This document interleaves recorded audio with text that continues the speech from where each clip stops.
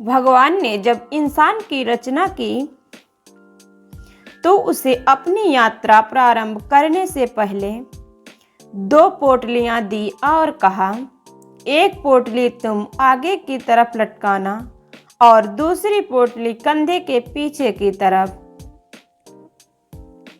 इंसान ने बिल्कुल वैसा किया। फिर भगवान ने कहा, ध्यान से सुनो, तुम्हारी नज़र सिर्फ और सिर्फ आगे वाली पोटली पर होना चाहिए, पीछे वाले पर नहीं। इंसान हामी भरकर वहां से चला गया। इंसान ने ठीक वैसा ही किया जैसा भगवान ने बताया था। वह आगे वाली पोटली को बार बार देखता। आगे वाली पोटली में उसकी कमियां थीं और पीछे वाली पोटली में दुनिया की कमियां। वो जब भी आगे वाली पोटली को देखता तो उसे अपनी कमियां नजर आती। वो एक एक करके अपनी कमियां सुधारता चला गया और उसकी तरक्की होने लगी। वह बहुत अच्छा इंसान बनता गया, बेहतर से बेहतर खुशहाल होता गया। उसने कभी पीछे वाली पोटली पर नजर तक नहीं डाली। एक बार वह तालाब के किनारे नहाने के लिए रुका। उसने दोनों पोटलियां तालाब के किनारे छोड़ दी।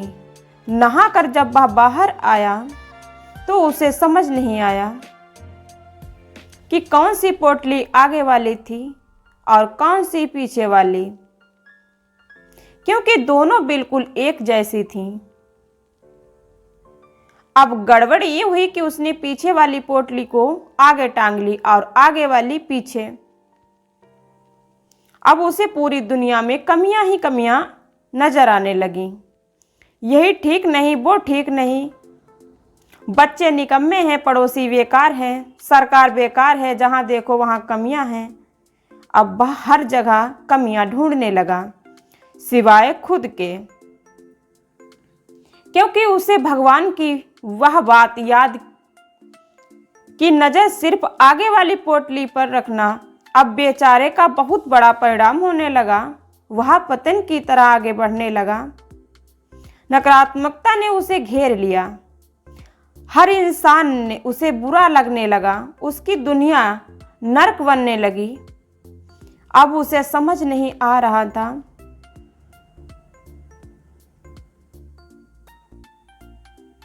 आखिर चक्कर क्या है। वह वापस भगवान के पास गया। भगवान ने उसे समझाया कि जब तक तेरी नजर खुद की कमियों पर थी तू तरक्की कर रहा था, क्योंकि तू खुद को सुधार रहा था। और जैसे ही तूने दूसरों की कमियां देखनी शुरू कर दी, वैसे ही तेरा पतन आरंभ हो गया। दोस्तों, यही हकीकत है। फिर मिलते हैं नई कहानी के साथ। तब तक के लिए बाय बाय।